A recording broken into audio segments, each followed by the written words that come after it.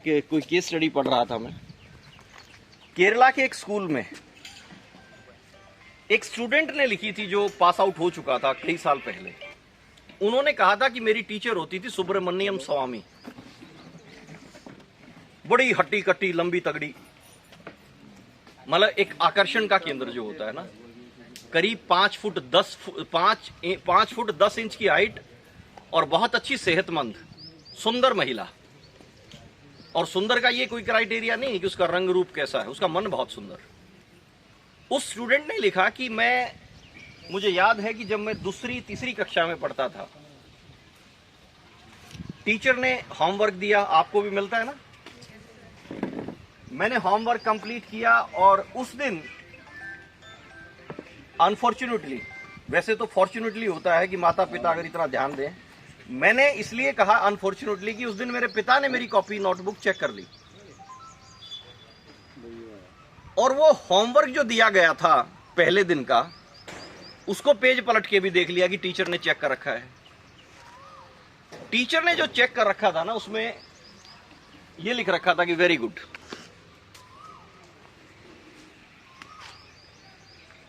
पिताजी ने पेन निकाला, लाल पेन, और एक पेज को पढ़ते हुए, हिंदी की टीचर की बात थी, ऑप्शनल सब्जेक्ट था वहां पे, रेड पेन चला चला के पूरे पेज पे जितने शब्द लिखे गए थे ना, 2 को छोड़ के सबकी गलती निकाल दी और गुस्से में तिलमिलाए।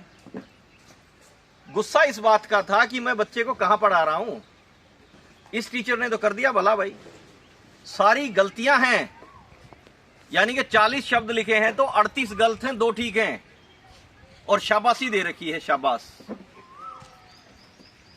क्या ठीक किया टीचर ने या गलत किया? गलत किया। तो पिताजी का गुस्सा सही था या गलत था? सही था। पिताजी अगले दिन स्कूल में पहुंच गए, गुस्सा कायम था। प्रिंसिपल मैडम से बात की कि मैडम, मिसेस सुब्रमण्यम स्वामी जो आपकी टीचर है, उनसे बात करनी है, मेरा बेटा उनकी क्लास में पढ़ता है। बोले सर बताओ। बोले नहीं, मुझे नहीं पता कि आप कैसे स्कूल चला पा रहे हो, ऐसे ऐसे टीचर अगर आपके स्कूल में हैं तो ये स्कूल बहुत जल्दी बंद होने वाला है। उनको तो यही नहीं पता कि उनकी बच्चे की गलतियां कहां हैं। टीचर आ गई, टीचर ने नमस्ते किया, वेलकम किया। बोले कि ठीक है मैडम, लेकिन मुझे आपसे बहुत शिकायत है। बोले शिकायत क्या है? बोले शिकायत ये है कि मेरे बच्चे ने ये 38 गलतियां कर रखी हैं, क्या आपको मालूम नहीं है? बोले सर मुझे मालूम है।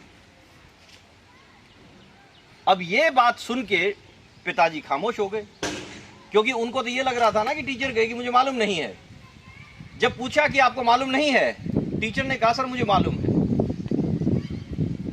38 गलतियां हैं और जो 2 शब्द ठीक लिखे हैं ना, वो भी शायद पूरी तरह से ठीक नहीं है। यही शिकायत है ना आपकी कि मैंने शाबाशी क्यों दी? अब मुंह की तरफ देख रहा है, बोलती बंद हो चुकी है। बोले हाँ मैडम। बोले सर मुझे एक बात बताओ, सिर्फ अगर मेरा एटीट्यूड ये हो, नजरिया ये हो कि बच्चे की गलती ही निकालनी है, अभी तो ये छोटा बच्चा है, लिखना सीख रहा है, अगर ये गलतियां ही अभी समझाने लगूंगी तो वो डर जाएगा, विश्वास खत्म हो जाएगा कि मैं तो हर बार ही गलती करता हूं, बहुत ज्यादा गलती करता हूं, और शायद वो लिखने का प्रयास नहीं करेगा। मैं बच्चे का हौसला बढ़ाना चाहती हूं कि बेटा लिखो, गलती पे ध्यान मत करो।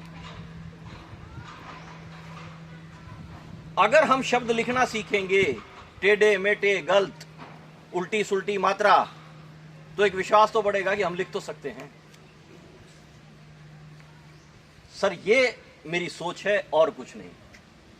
तब उस बच्चे ने जो लिखा था वो आर्टिकल, इतने साल के बाद ये कहा कि मेरे पिता ने टीचर को नमन किया और धन्यवाद किया कि अब मुझे भरोसा है कि मैंने सही स्कूल और सही टीचर के पास अपने बच्चे को छोड़ रखा है। अब जो हुआ वो सही हुआ या गलत हुआ? यही बात आपको जांचनी है बेटा, कि आप अगर बोलोगे नहीं तो आपको पता ही नहीं लगेगा कि गलत क्या है, सही क्या है। मैं किसी की गलती पकड़ने के लिए नहीं आया हूं, मैं आप में कमियां निकालने के लिए भी नहीं आया हूं, मैं सिर्फ आपका हौसला बढ़ाने के लिए आया हूं कि आप बातों को कहना सीखो। उस अंकल ने, उस आंटी ने मेरे साथ गलत किया है, अब क्योंकि माता पिता यहाँ नहीं, आपके टीचर आपके पेरेंट्स की भूमिका में बैठे हैं। माता पिता की यह भूमिका है कि जब बच्चा ये कहता है तो बच्चे को सुने। ऐसा क्या हो गया बताओ? अधिकतम बच्चों के साथ जो शोषण हो रहा है ना बेटा, वो ये कहते हैं कि माता पिता हमारी बात को धैर्य से सुनते ही नहीं, सुनना ही नहीं चाहते। हो सकता है आप में से कुछ बच्चे ऐसे हों जिसके साथ किसी ना किसी रूप में शोषण हुआ हो। अगर वो शोषण हुआ है, किसी को हम बता नहीं पाए, रोक नहीं पाए, और शोषण करने वाला हमें अभी भी अब्यूज किए जा रहा है क्योंकि उसको पता है कि बच्चे की ना तो कोई सुन रहा है, ना बच्चे में इतना साहस है। लेकिन बेटा, अगर आज तक कोई ऐसा शोषण हुआ तो उसका विरोध करो, हर कोई आपके साथ है। हम जो चुप्पी साधे रहते हैं ना, मैं पब्लिक इन जनरल की बात कर रहा हूं, उसमें मैं भी शामिल हूं, सभी शामिल हैं। सब कुछ सामने होते देख के भी खामोश हैं। चलता रहेगा, मुझे क्या फर्क पड़ता है।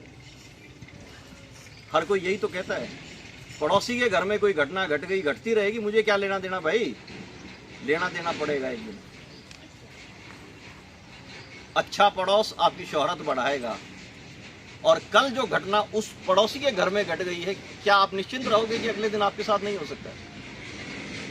हम अगर आवाज नहीं उठा सकते, हम अगर आवाज बुलंद नहीं कर सकते, तो ये घटनाएं दिनों दिन बढ़ रही हैं और बढ़ेंगी।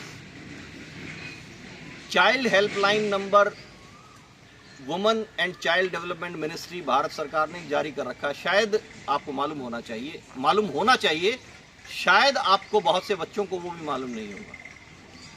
मालूम है चाइल्ड हेल्पलाइन नंबर क्या होता है? क्या?